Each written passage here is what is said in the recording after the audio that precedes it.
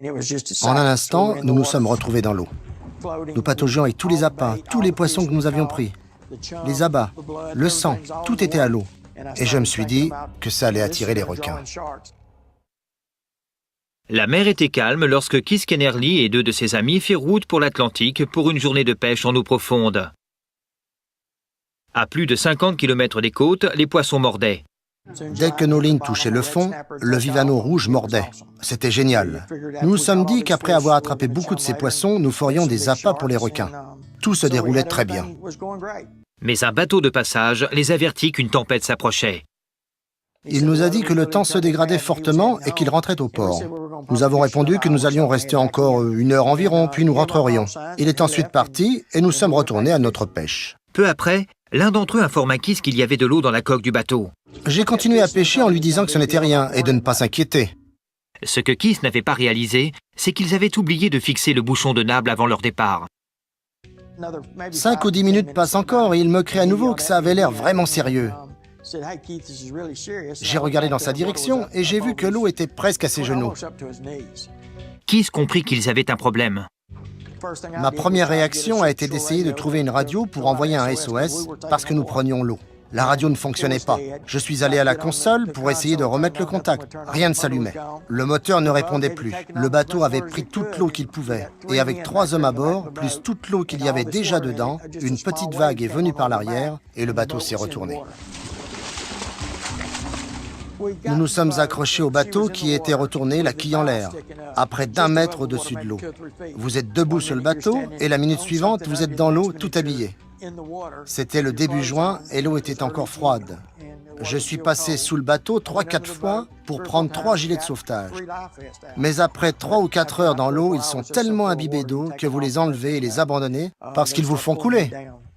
Pour rester à flot, les hommes s'accrochèrent à la quille, chacun à leur tour. Ils virent aussi la tempête approcher.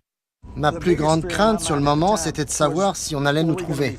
Je n'avais rien dit à personne, sinon que nous allions pêcher.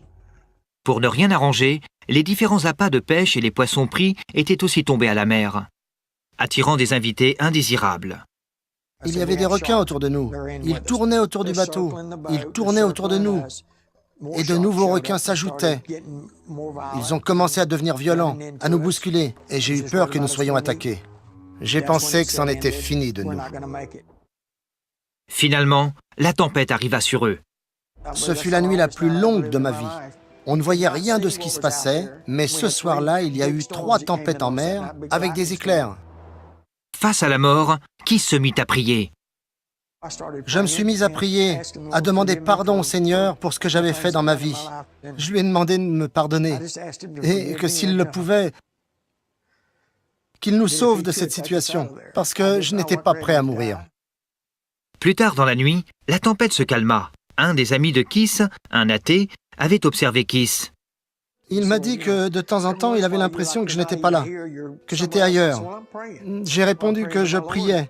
Je priais mon Seigneur pour qu'il m'ouvre la porte du ciel et m'y accueille. Sur quoi il m'a dit, « Tu sais, Keith, je n'ai jamais cru à ce genre de choses. » Ah oui, il le faudrait bien pourtant. Et qu'est-ce que ça demande? Nous avons continué de discuter, puis nous avons prié. Et il a accepté Jésus comme son Seigneur et Sauveur, alors que nous étions dans l'eau. Les requins continuèrent de les encercler toute la nuit.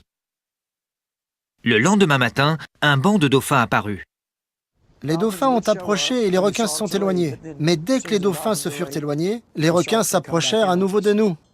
Les heures de lutte, d'exposition au soleil et à l'eau salée, se firent lourdement ressentir. Vous pouvez à peine parler tellement votre langue est gonflée par l'eau salée. Vos lèvres sont gonflées aussi et toutes craquelées. Vous avez des coups de soleil, vos jambes et vos bras sont fatigués. Et je me suis dit que ça serait formidable de pouvoir seulement se tenir debout sur la terre. Entre-temps, les gardes-côtes avaient lancé un signal de recherche suite à la disparition de ces hommes. Mais une autre journée passa, et une fois encore, la nuit tomba. Les pêcheurs épuisés étaient convaincus qu'ils allaient mourir. Vous luttez toujours pour rester à flot. Le bateau se disloque, la nuit tombe à nouveau. Nous allons soit couler, soit mourir de faim, soit être mangés par les requins. Personne ne savait où nous étions, et nous allions mourir. Finalement, Keith aperçut un bateau se dirigeant dans leur direction. Ils sectionnèrent l'antenne de leur bateau et y accrochèrent un mouchoir pour lui faire signe. Nous l'avons levé et bougé de gauche à droite, et c'est ça qui a attiré leur attention, cette antenne avec un mouchoir à son bout. Après 38 heures passées dans l'océan Atlantique, ils furent secourus par des gardes-côtes américains. Lors du retour, nous avons parlé et remercié Dieu. Je sais que le Seigneur a pris soin de nous. Et je sais que lorsque Daniel était dans la fosse aux lions, Dieu ne leur a pas permis d'ouvrir leur gueule. Et avec les requins, il a fait la même chose. Ces hommes furent soignés suite à leur exposition extrême au soleil et leur déshydratation. Quant à Keith, cette expérience traumatisante le hanta pendant des années. Après avoir été secouru, je me réveillais le matin et à cause de tout ce que nous avions vécu, de tout le stress, j'éclatais en sanglots. Je pleurais sans raison. Cela prit du temps, mais Keith finit par s'en remettre complètement. Aujourd'hui, il dirige une entreprise qui marche. Il vend des reliques de la guerre de sécession et sa vie est centrée sur le Christ.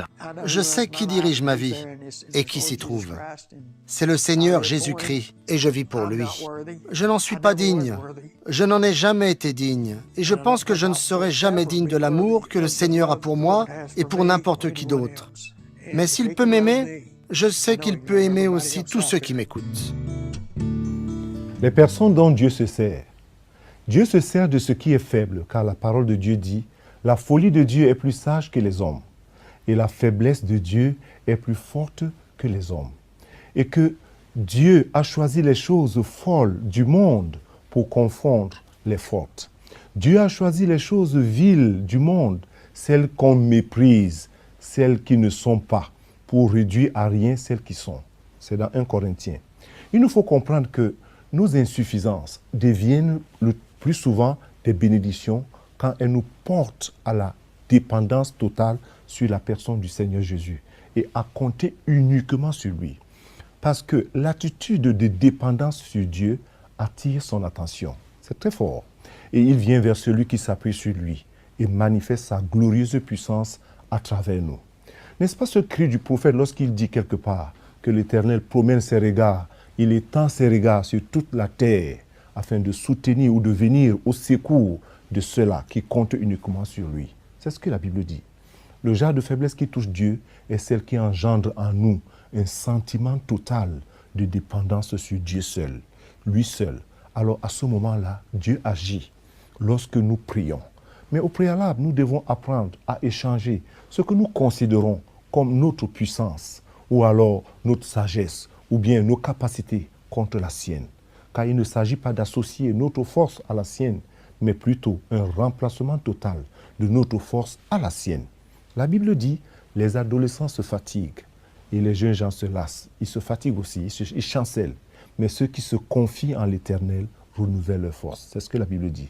Le fait de renouveler ici, c'est tout simplement échanger, car c'est le principe selon lequel opère la puissance de l'Évangile. Savoir ceci, que lorsque nous sommes faibles, et que nous ressentons notre besoin de Dieu, c'est alors que nous sommes entièrement dépendants de lui. Et nos insuffisances deviennent alors nos bénédictions, aussi longtemps qu'elles nous portent à nous appuyer sur le Seigneur. Aussi longtemps que tu peux t'appuyer sur le Seigneur, tu peux être sûr d'une chose, Dieu est fidèle. Est-ce que tu peux prier uniquement maintenant, tout simplement avec moi, de dire Seigneur, à toi je viens tout simplement pour reconnaître mon besoin de toi, Seigneur.